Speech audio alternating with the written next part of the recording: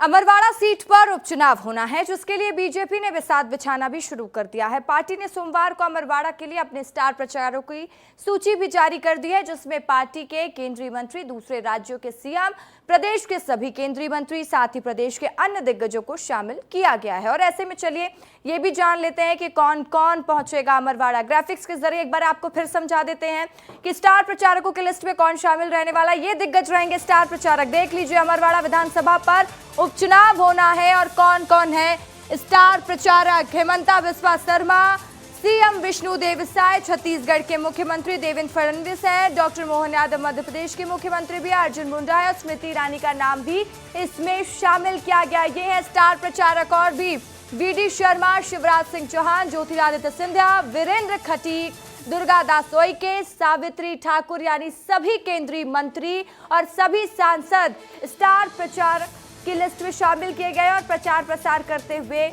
नजर आएंगे। तो वहीं बीजेपी के साथ साथ दूसरे प्रमुख दलों ने भी अमरवाड़ा की तैयारियां शुरू कर दी है। कांग्रेस ने गोंगपा यानी कि गोंडवाना गणतंत्र पार्टी भी जोर लगा रही है, वही प्रत्याशी उतार दिया। तो इस खास रिपोर्ट में देखिए कौन किस पर दाव लगा रहा है। साथ ही ये भी जान लीजिए कि आखिर क्या कहता है अमरवाड़ा का चुनावी इतिहास। देख लीजिए।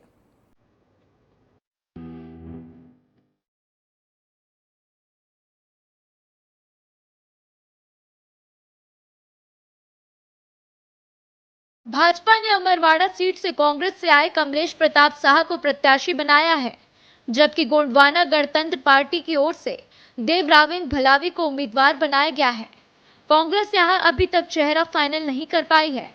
हालांकि अटकलों का बाजार गर्म है कि कांग्रेस नवीन मरकाम के नाम पर दाव लगा सकती है। तीनों ही प्रमुख दल अमरवाड़ा में फतह करने के लिए तैयार हैं।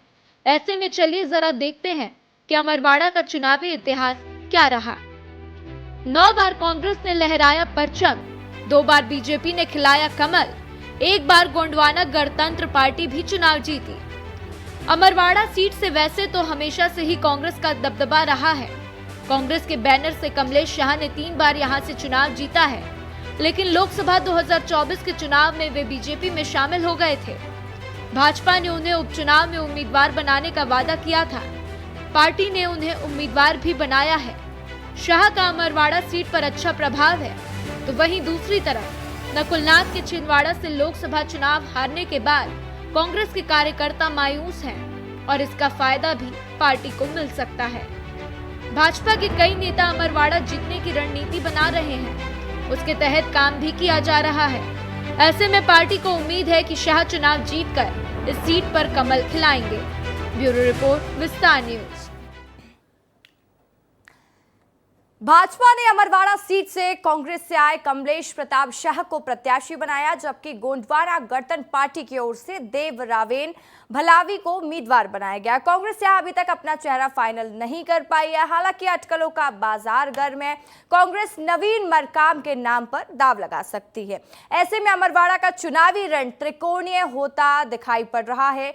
और क्यों त्रिकोणीय हो रहा है ये भी आपको बता देते हैं, ग्राफिक्स के जरिए समझाएंगे। देखिए आखिर कैसे ये मुकाबला त्रिकोणीय मुकाबला कहला रहा। 2003 का विधानसभा चुनाव याद करिए। गोंगपा के मनमोहन शाह भट्टी इस चुनाव को जीते थे, जहां पर गोंडवाना गणतंत्र पार्टी का भी अच्छा खासा पकड़ यहाँ पर देखने को मिला था। 2018 की अगर हम बात करेंगे तो 61,269 वोट को लेकर दूसरे स्थान पर आए थे। तो त्रिकोणीय मुकाबला क्यों हो जाता है? क्योंकि यहाँ पर गोंडवाना गणतंत्र पार्टी का अच्छा खासा मजबूत पकड़ के तौर पर इस पार्टी को यहाँ पर देखा जाता है। तो देखिए 46,165 मत प्राप्त किए थे 2013 का विधानसभा चुनाव है ये। तो भाई 2013 के विधानसभा चुनाव में 46,165 मत प्राप्त किए थे, जिसकी जानकारी मैंने आपको दी।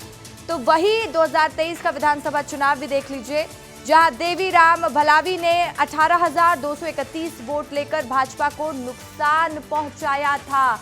भाजपा को किस कदर नुकसान यहां पर देखने को मिला था? तो यहां पर मुकाबला भारतीय जनता पार्टी और कांग्रेस के बीच बस नहीं, यहां पर गोंडवाना गणतंत्र पार्टी वो पार्टी है कि हो सकता है ये दोनों ही पार्टियों का खेल भी बिगाड़ सके।